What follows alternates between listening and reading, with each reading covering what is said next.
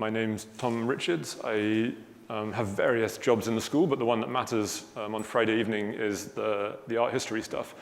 And normally when the regular school's running, the whole school's in here, and that's great. I stand here and I talk for 45 minutes, and you guys just receive information, and then we go out and have a drink afterwards.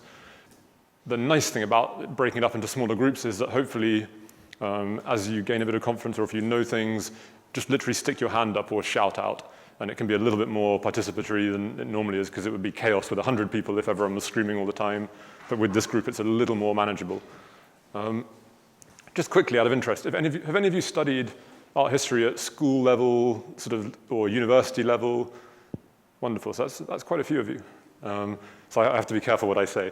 What I thought I'd do for the benefit of, well, partly all of us, and particularly those of you who haven't studied any art history before, there are going to be a couple of lectures this term, Art History 101, where we're just going to look at, in vaguely chronological order, some of the most significant artists, particularly the ones that feed into this tradition. Obviously, whenever you're doing a big survey, one of the biggest questions is, where and when to start. And we could go back way earlier than this. If you go to a museum like the Louvre or the Met or the British Museum, they have objects that are, in some cases, almost 1 million years old, that have been made by human hands or altered by human hands. So that artistic impulse, the desire to shape, is nothing new.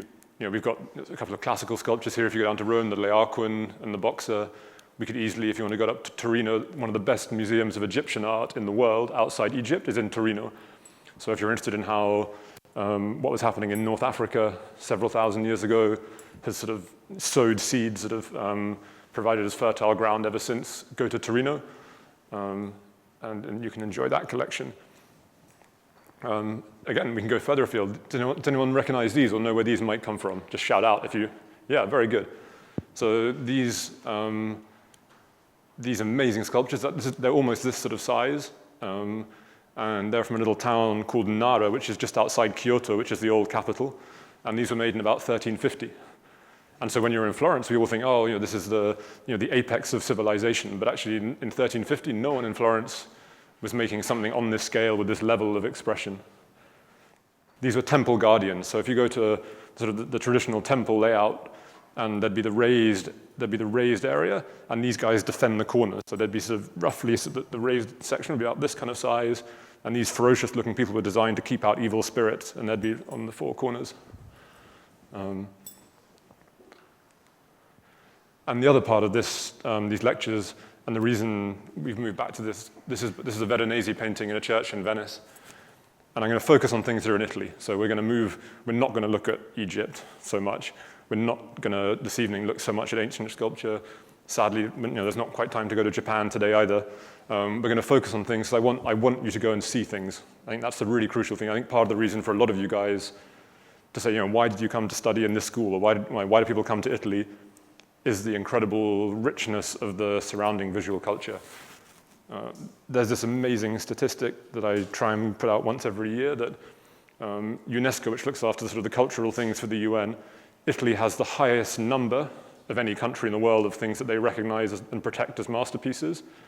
Tuscany is then the region with the highest number in Italy, and Florence is the city with the highest number anywhere. And so this is partly why the school is in Florence, and part of your job here is to be here every day at 8:30, but I would try at least once a week to go and see something that's not in the school.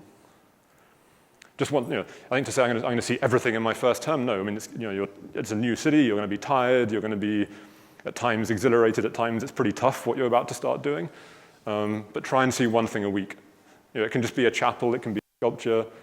You don't even have to pay. A lot of these churches, there's a Loggia dei Lanzi, a lot of this stuff is free as well. And I think when you see things in the flesh, I was talking to a friend she designs rooms for big houses and companies, and she said, you have to tell them, you have to go and see things. She said, that's what changes your life. Seeing it online, seeing it in a book, you might learn something, but it won't change your life. And when you see these things in the flesh, it won't always, but it has the potential to change your life. And so this is, just seeing how big it is. When we see these things on the screen, I'm going to try and put a few comparisons up so we can see the scale. But everything's the same size in a book or on the screen. And suddenly when you confront something, it can be a very intimate experience with a tiny drawing, or it can be an overwhelming thing, seeing an enormous over life-size painting or sculpture, and that affects the way that you interpret it and how you feel about it. So again, it's really important to go and see things. Okay, so we're going to start off in a, does anyone recognize this building? Okay. This is the cathedral in Siena, and this is also the cathedral in Siena. And the reason this door is normally closed, they've just had this famous horse race called the Palio, which is the horse race around the main square. And in the August one, everyone then pours into the church, and the winning horse is taken up to the altar, and everyone's there waving the flags. This is the Lupo Contrada who just won. And again, the idea that when you see, another amazing thing in Florence is it's everywhere. It's part of your life. You know, these monuments are actually part of the daily fabric of the city. It's not a thing where you have to go to a museum, and it can become a slightly sterile experience. This is something that actually is going to be part of your daily life, walking past things, looking up at things, looking down at things. And in this cathedral, one of the most significant monuments is the pulpit. So we're going to start our kind of survey here. The year now is kind of 1300, so we've missed out the classical, we've missed out large sections of what used to be called the Dark Ages. There are actually so many beautiful things being made and ideas developed. They don't call them that anymore. But so we're now in the sort of the apex of medieval creativity, where we're about to move into a new world in 1300. And in the cathedral, they built these pulpits. So this is where the priest or someone would stand to give a sermon, to speak to the people. And these were made by a family of sculptors called the Pizani. And we're going to look at these three things. You know, why are these interesting, I guess? And we're on this bridge between two worlds. And I think one of the things that always makes a place interesting, or a time interesting and vital, is where there's a tension of ideas. I think where there's just absolutely one view dominating, things tend to become rather stale. There's a risk that things become stale and static. And instead, what we find with these is both, let's say, aesthetically, but also the ideas behind these sculptures. So right here at the base, there are these little tiny under life-size figures. And this is a religious building. This is where someone's going to stand and explain the word of God. But at the base are the 7 figures that represent different elements of classical learning. And that's quite a new thing at that time. If you go to the Uffizi and you walk around the first few rooms, all you see are religious painting. And then suddenly there's a moment where the first little tiny panel dealing with classical mythology comes. And it just means that things are opening up, or there's this debate going on in society, whether it's at a sort of rarefied intellectual level or in a broader sense, but it's got to start somewhere.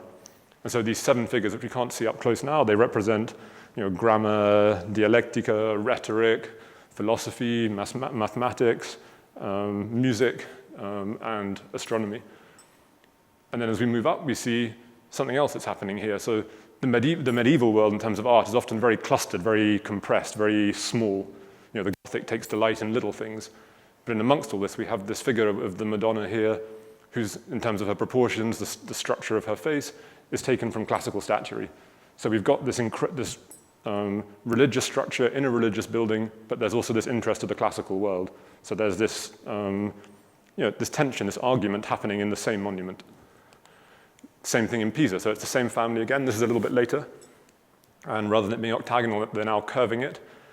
And the other thing that's interesting, what's happening here now, is these figures in the middle who are life-size. And I think one of the things here, whether you're in the drawing program or the sculpture program, there's this progression through your training where you move towards the idea of working in life-size. And there's something so special about the life-size image. I think we interact differently with it. When we meet a painting or a sculpture that's the same size of us, it changes things completely. When it's over life-size, it's very often a decorative piece. If it's under life-size, it's intimate.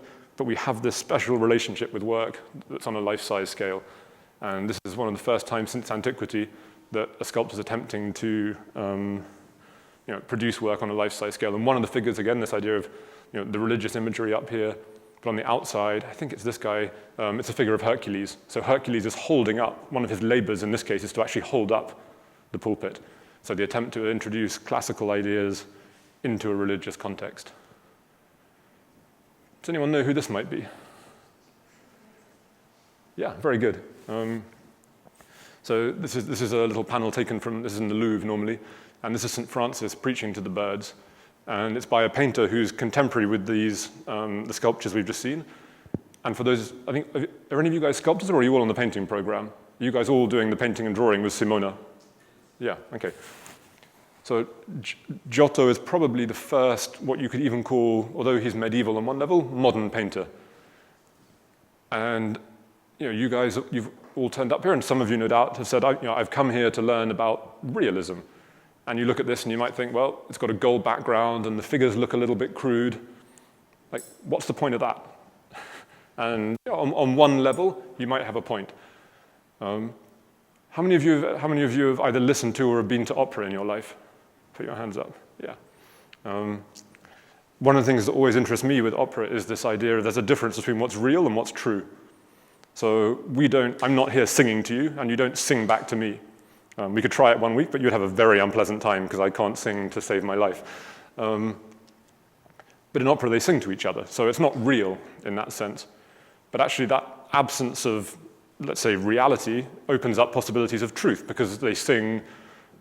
They don't walk up to each other and say, the weather's rather nice today and everything else. They go straight away, I love you, and they say it 25 times because they really mean it, or 3 times because they mean it a bit less.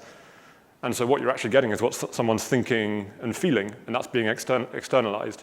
And so it may not be real, but it's true. And so when you look at a painting like this, I want you to think of it a little bit more in the same way. Think about the hands in Giotto. They're always really interesting. So what's he chosen to do with the hand? So the hand here, this is St. Francis, and it's a famous episode in his life where he gave a sermon to the birds. And his friend here, understandably, is a little confused by this. He's if you watch his hand, he's kind of shrinking away and saying, hang on, what's going on here? And instead, St. Francis is leaning in towards the birds, and he's extending a hand in a gesture which is almost like, if you've ever been to communion, where the priest goes to bless you. He's not giving you the sacrament, but he's blessing you. You're not confirmed yet. It's that first stage. And so what we're really seeing here is St. Francis communicating with and blessing the birds. The other thing I think is interesting, too, is just the shape of the tree. Think of all the choices, potentially, like the road not taken. So if the tree was completely straight, or if the tree was bending this way. Instead, the artist has chosen to have a tree just slightly going this way, and so we get almost this kind of, it's almost like a slightly broken or interrupted kind of niche, and it's this shape that protects and sanctifies everything that's happening underneath it.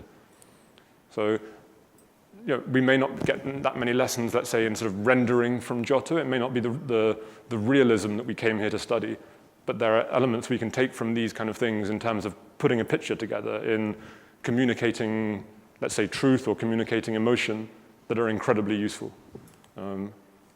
This is Giotto again. This is in the Uffizi. And I just want you to remember this. So we're going to see how this is a type of painting called a Sakura Conversation, so it's like a holy conversation. This is literally a maesta, but it's the Madonna and Child surrounded by, in this case, kind of angels and also saints. And what I want you to remember is if you drop the central line down this, it's kind of the same on both sides. We have, okay, the drapery changed a bit, but we have the hand down and open, the hand down and open, the hand across, figure in with the hand, figure in with the hand. You get my point. If we were to cut a line, it's almost the same on each side with a little bit of variety. And we're going to finish the lecture by looking at how this idea of the Madonna and Child with saints around was developed in time, this idea of creating a space that tells a story.